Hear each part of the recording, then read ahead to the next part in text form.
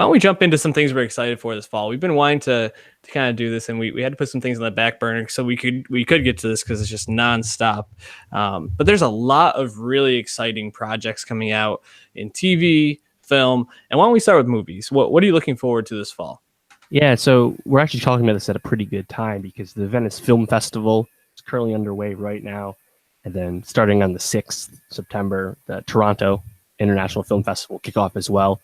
And those two are the last two big film festivals of the year, as we know, and really kick off the fall season. Most Oscar bait movies intended to garner awards usually want to premiere there. Mm-hmm. So some movies don't even have their release dates yet. We'll get them once they premiere there. But, right. With that being said, I think the whole fall slate's pretty stacked. There's a lot of movies I'm excited for, both big and small. And that's, leading into, I think this has been a strong year for movies.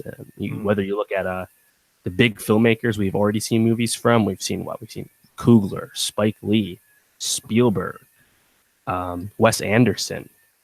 We've seen a lot of people that who are we waiting for? Alfonso Cuarón, Steve McQueen, Damien Chazelle, Barry Jenkins, the Coen brothers, Adam McKay. It's pretty stacked. So I'm very excited for the fall movie season. Do you have anything that you're really looking forward to? I have two different bubbles of things I'm looking forward to. I'll start with the ones that I'm looking forward to for the reason of these could be great or they could flop, and I feel like there's no in between. Sure. Those two are Bohemian Rhapsody and Aquaman. Yeah. Those two films I think are on the cusp of either being really, really big or people kind of leaving being like, damn, what a missed opportunity. Aquaman in particular is interesting because we saw some of Jason Momoa as Aquaman in Justice League, and I think people liked his take, but we only saw very small parts of it. And this is underwater movies are not easy to make. So if this is another flop for DC, man, I don't know. It could be something that really sets them back. Now, obviously, they had Wonder Woman last year, but if you only have basically Superman and Wonder Woman to bank off of, I don't know. It wouldn't be good. Now, Bohemian Rhapsody is a little different. There's been so many problems with the production that I'm just interested to see if they can kind of pull things together or if this is going to be like a solo type situation where they just do the best of what they got and it will be enjoyable because it's Queen and it's Rami Malek playing Freddie Mercury, but it could be a huge miss or just really disappointing. So any thoughts around those movies or anything else? I agree with you. I think Aquaman, I think that the trailer reiterates the tone. Is lighter, something that DC sorely needed, more or less. So they understand the strengths of Wonder Woman, I would say, broadly. Mm-hmm. So we'll just see, how the movie does, because I think the CGI third act that you can see in the trailer looks fucking really crazy. So just what is the rest of the movie? Because there's a lot of talent in that film, and they got multiple villains in there. So I think it has good potential, but I think DC would really like it to be a solid 8. And I agree with you on Bohemian Rhapsody as well. There's just a lot we don't know about how the film kit turned out. Similar vein, what about on October 5th, Venom? We've talked about Venom before. Oh. We've seen some more trailers since we talked about it. I think it's a similar boat where it could surprise a lot of people, or it could be pretty bad. I'm leaning pretty bad right now. Yeah, I want it to be good. At the other hand, though, it's like, are any of us actually rooting for the Sony Spider-Man universe? Right. Separate from the MCU, that's still tangentially connected to the MCU due to Tom Holland. Mm-hmm. Do any of us really care about that?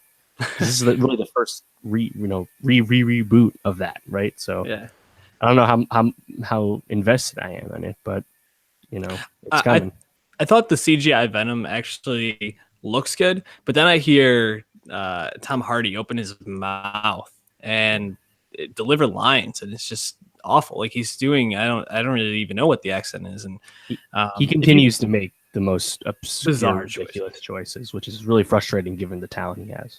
And the hardest thing about Venom should always be getting the CGI and Venom as a character right. But if you can't even get the human part of it right, then it's like, what are you doing? Like, I don't know.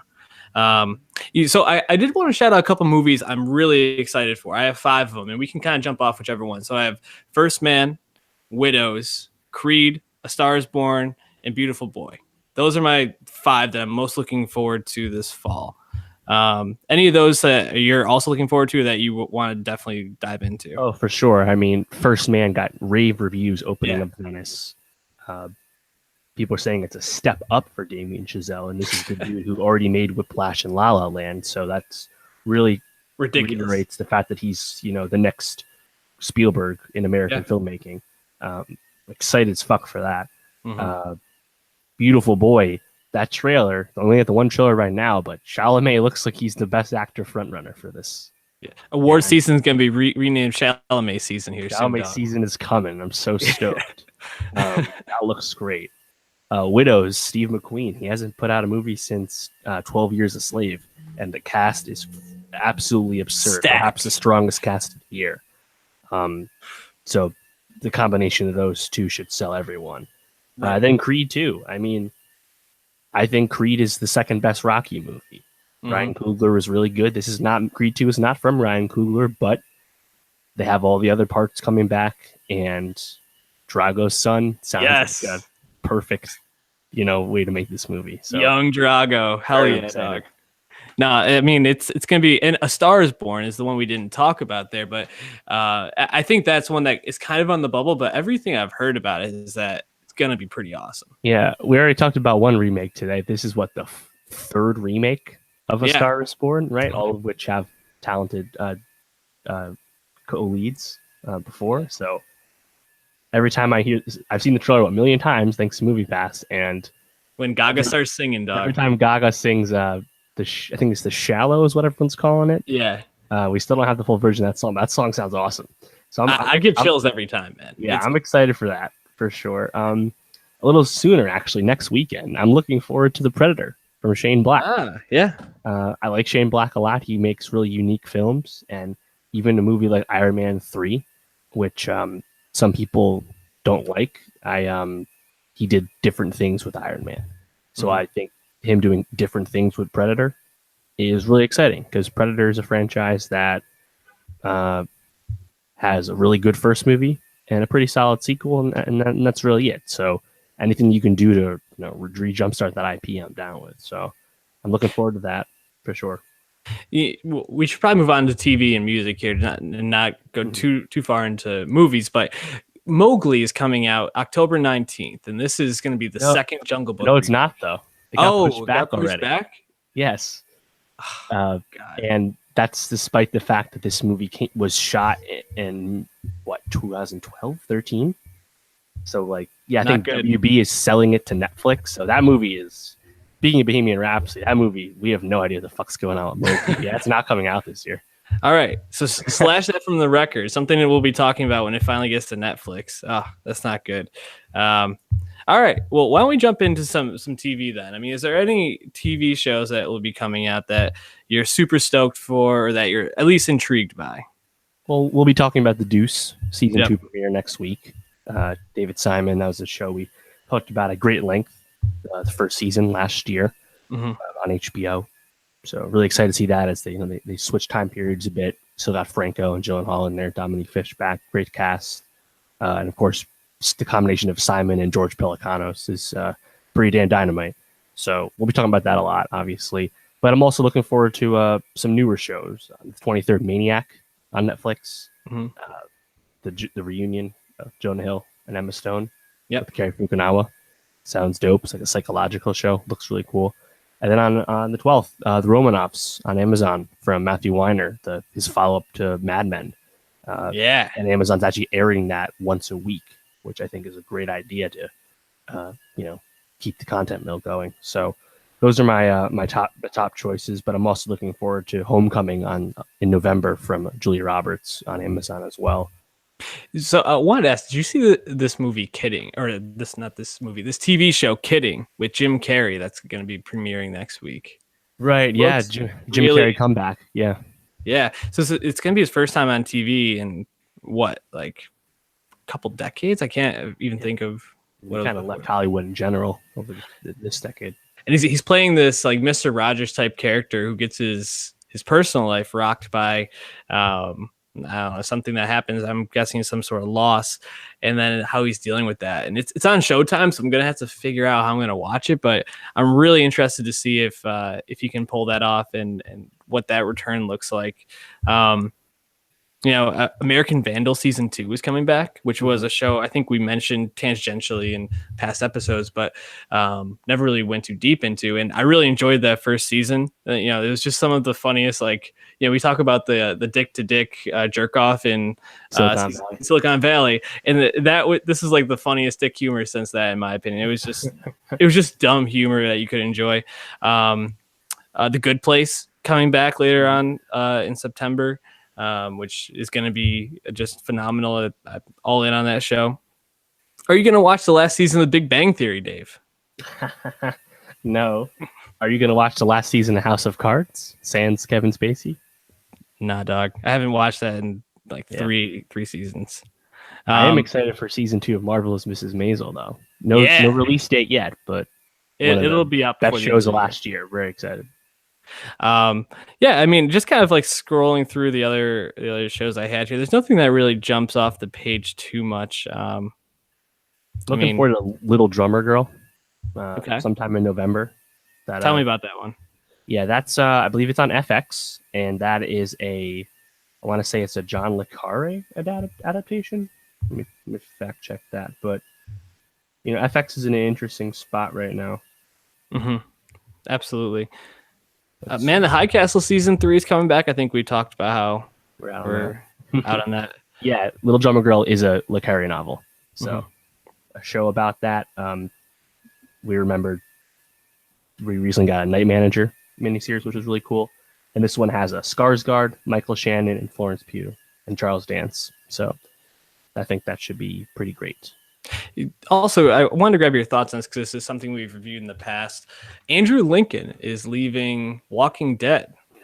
Where are you at with that show right now? Are you still into it? No, I've been out on Walking Dead. The Walking Dead a few seasons ago made it pretty darn clear that it wasn't actually interested in plot. It was just interested in existing and continuing to go through the motions. Yeah, and some people like that. No shame in that, but it lost its prestige merits some time ago. And I do think that's interesting that the show will, go on without Rick Grimes, the protagonist, the lead. And Andrew Lincoln, he got quite the bag from this show for a long time. So get that bag. I think he's confident in his ability that he can walk away now.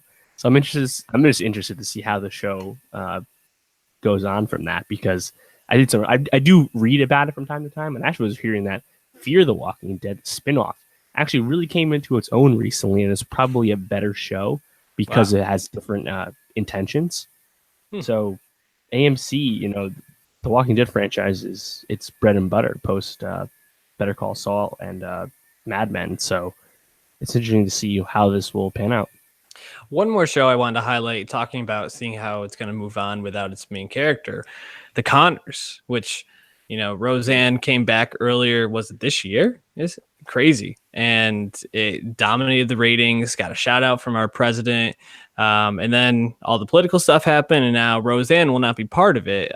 It's been alluded that she's going to be killed off, and it's going to focus on the other characters. I'm interested to see how that show does, if it still is the ratings darling, or if losing its title name character really affects it. So definitely a lot of interesting TV shows to be looking at, following, buying all the subscriptions or stealing them from your friends to watch all the different services. So to check those out. Now, music is interesting because I think we know a couple albums are coming up, but there's also a lot that are expected to come out that don't have release dates yet. What are you looking forward to? Yeah, of things that are announced, I'm obviously looking forward to the new Brockhampton album, Third Name Change. Now it's called Iridescence, coming out in September, recorded in London, they say. So it's on the horizon. So I'm very excited for that. So pumped for that, dog. I can't wait.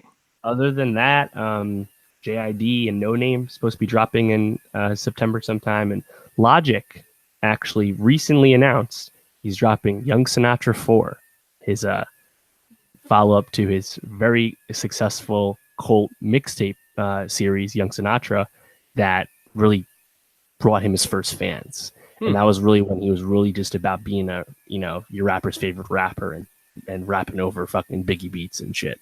So I'm excited to see Logic getting back to what he does best on the 28th. So that's pretty exciting. But what are you looking forward to? Well, some recent ones that are coming out or that will be coming out soon. Waxahachie, following up their album from I think it was last year was really, really well done, and they're just a great indie artist to be following. A lot of really, really good female indie artists right now. So they're coming out soon. Something that doesn't have a date yet, but I mean, when this comes out, I'm expecting it to be my album of the year. Mitsubishi Macchiato, which from Vampire Weekend. If it comes out. I think it will. They've started touring. They're playing shows. They're going to be releasing the music soon. Release the tapes. Yeah, I don't know. Jungle's album I'm kind of interested in a couple weeks. How about 21 Pilots on October 5th? I was just about to say, speaking of things that could either go really badly or really poorly, their recent singles haven't really done it for me, but I've seen a lot of people who are kind of out on them saying, this sounds kind of like a return to the 21 Pilots from Vessel. Like they might be able to get down with this. So we might see a 21 Pilots resurgence with this album. Really interested with that. Alt J, I'm interested to see because their last album I really didn't like, and they're dropping. It's a remix album. Is that what it is? Yeah, isn't it's a remix of that album you didn't like? I think. Yeah. Oh, well, then I'm not excited for that. Yeah, I mean, other than that, there's nothing that. I mean, is there going to be a Gambino album? I don't know. I don't think so. Actually, friend of the pod, Drill Harris, was talking about it today. I think he released "This Is America," which I think is a one-off single. And the Summertime Pack, those two songs sound very evergreen. He just kind of threw them out there. And then we remember, he hasn't toured since 2014. So he didn't actually tour Awaken My Love. So I think this is the Awaken My Love plus This Is America tour. Interesting. I don't think an album is close. Although on the other hand, he did sign that big deal earlier in the year. So he probably does have some music obligations soon. But, I don't think it's close. Something that could be close to is Disclosure. They released a bunch of songs recently. Caracal came out several years ago, so they're due.